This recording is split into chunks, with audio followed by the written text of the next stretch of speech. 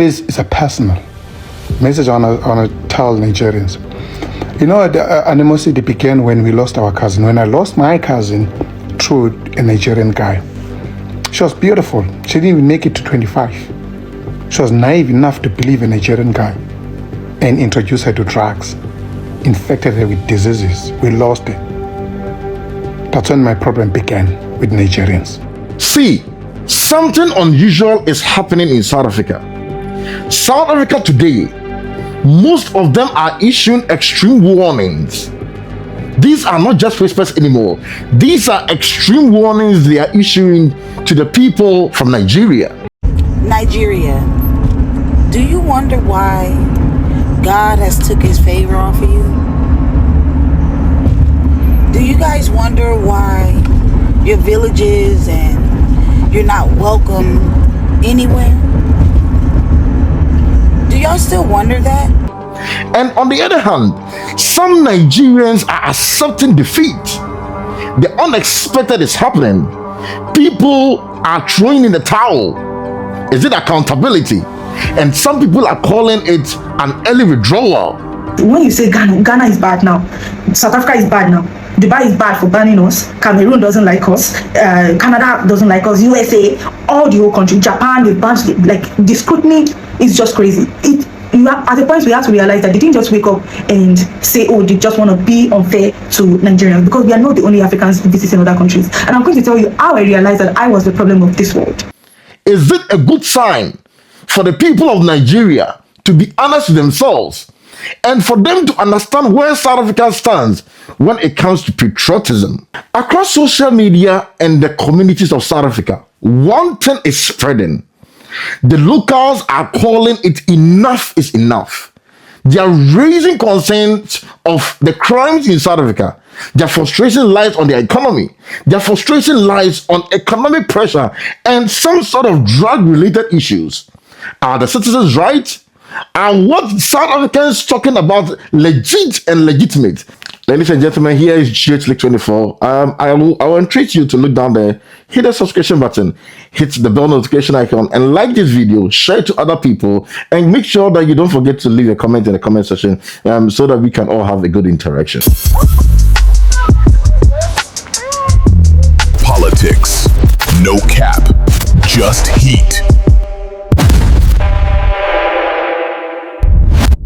So we are all aware about the high rate of issues going on between the South Africans and the Nigerians. And this has caused a lot of issues on the internet. The South Africans have argued their way through crime, through high rate of unemployment, through a lot of drug-related issues, and the fact that Nigerians are claiming supremacy and sovereignty of their land.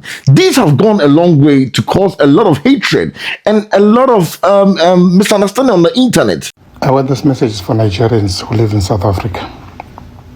Specifically for Nigerians who live in South Africa. I don't care illegally or legally. I have no problem with other nations. I have no problem with Zimbabweans. I have no problems with Botswana, Namibians, Somalians, people who live. I have no problem.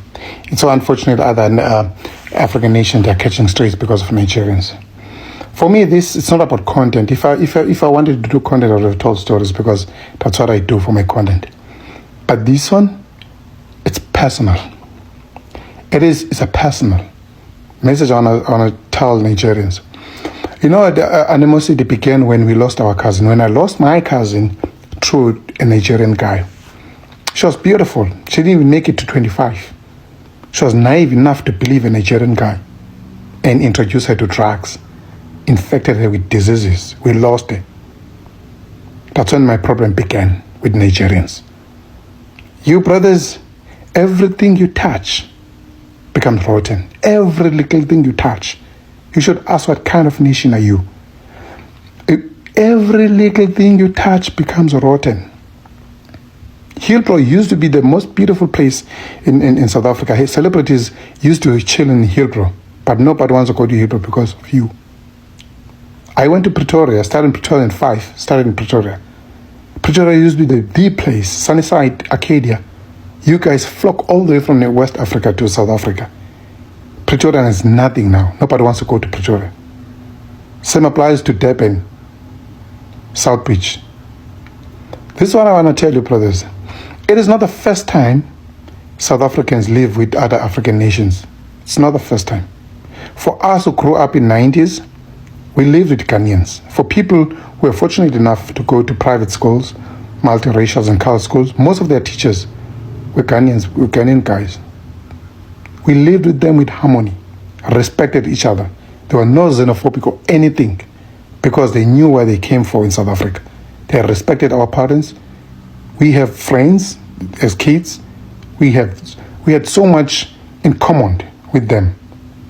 Until you guys flock all the way from West Africa, come to South Africa. You see, this time, this is my advice. If you really, really want to be treated as human beings, just cross the border, go to Ghana, and ask lessons. They'll teach you how to live with other nations, how to live as a foreigner, how to live in a foreign land. If you can make it to Ghana, go to Botswana. That's a good country to learn how to live as a foreigner. Go to Botswana. You'll never hear anything about Botswanans. Anything. Most of them, most of their people, they live in South Africa. We claim them. We claim as ours, even though they are from Botswana. We claim them. There is no way you can claim a Nigerian. Never. Never. The late Shona Ferguson from Botswana. DJ Fresh from Botswana. Connie Ferguson, many more from Botswana. We claim them. You guys, everything you touch, everything. There is a girl in Toronto. A girl in Toronto, she's in prison now from Swaziland because of a Nigerian brother. Her career down the drain. Dreams down the drain because of a Nigerian brother. She believed a Nigerian guy. Ruined her life. She's in prison now. She went to one of the best institutions in the world, the University of Toronto. She was there and met a Nigerian brother, and he used her without her knowing. Now she's in prison. She's waiting to be done and be deported back to Swaziland. Everything down the drain. What kind of nation, what kind of people are you Nigerians? Yes. Yeah, well, this one, this is the last one, I'm telling you, this is the last warning. Had anything happened, if anything happened to our queen, Mrs. Mangobes, or Mrs. Zuma, anything happens to her, Chonga, I'll come to. And if anything happens to her, Chonga, I'll come to I caught him bang your meal, fan bam. I caught him bang your meal. Just anything happened to her or her family. But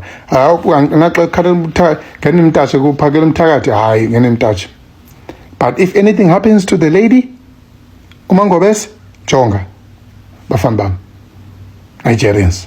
Yes. There are videos I'm going to show to you where some Nigerians have thrown in the towel, considered defeat.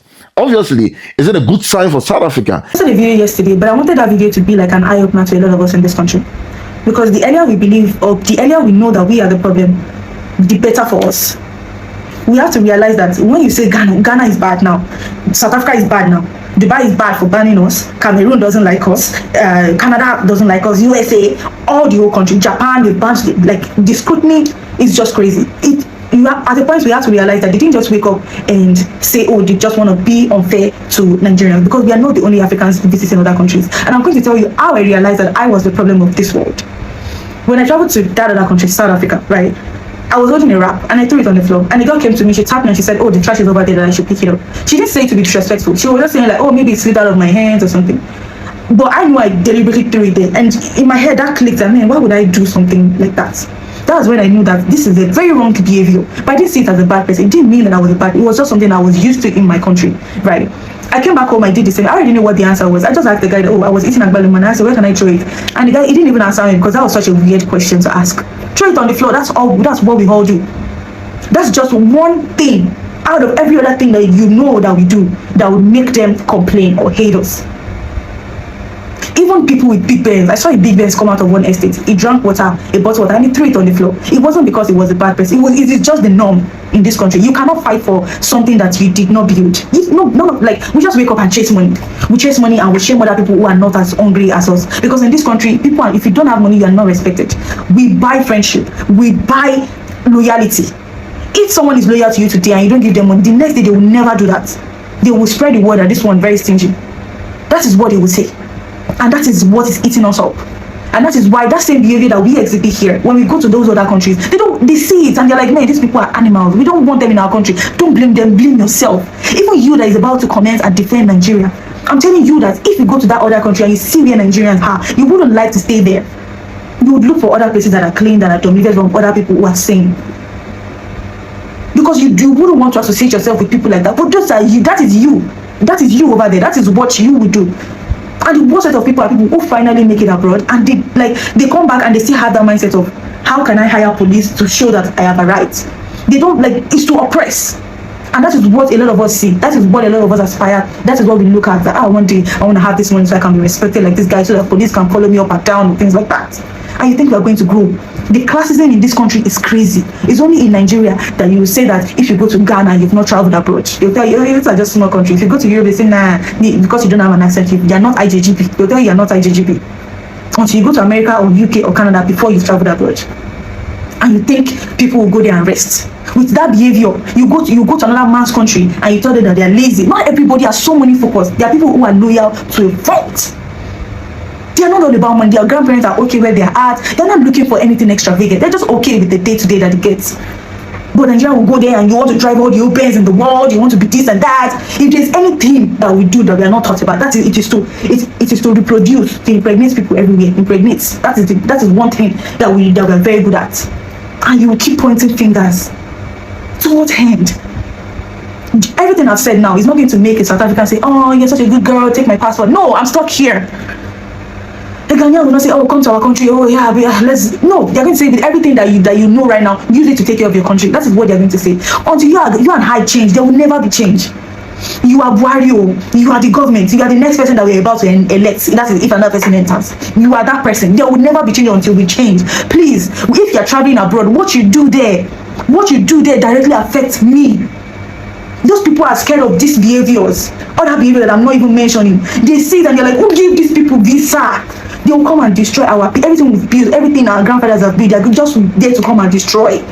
You say you want to study, you cancel. And you're wondering why visa is hard, why they don't like you. It is you. It is you and I. Please, let's change. Let's be the change that we want to see in this country. Please, Nigerians, please.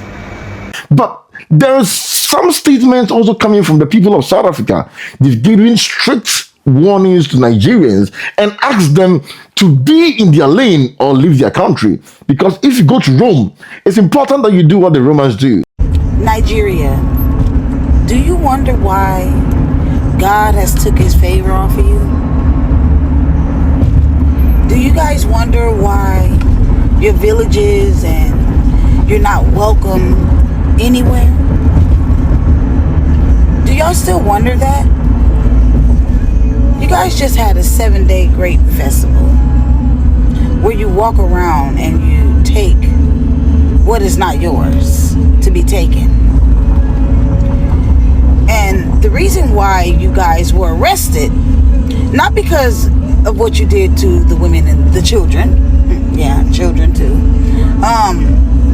it was because you didn't notify the king of your activities. And not only that, they're wondering if it should continue. And then you wonder why God don't have favor upon your country. That's one reason. Second reason is y'all are some of the worst kind. Y'all are like the niggas in the black community. That's what y'all are the niggas. Like, we have niggas in the black community and not black upstanding citizens. Niggas. Y'all are the niggas in y'all community. And nobody wants y'all anywhere. No, everybody hates to see you coming. They have been throwing y'all out of their countries. I mean, on your backs. On your heads. You bring your disgusting, nasty ways everywhere and nobody wants it. Oh, they're not having it. They arrest you motherfuckers fast. I love how y'all finding out that everybody is not of your liking. Everybody is not down with your trash behavior. I've yet to see anybody say, oh, you know You know where I want a vacation? Nigeria. Oh, I would love to go to Nigeria. Beautiful place. God has taken his favor off you, and he'll never put it back on until you clean up your dirty ways. Oh yeah, and I forgot to let y'all know that this festival was led by a supposedly man of God, a minister, prime minister, priest. Disgusting. You're some disgusting people. You are the niggas of your community. Politics. No cap. Just heat.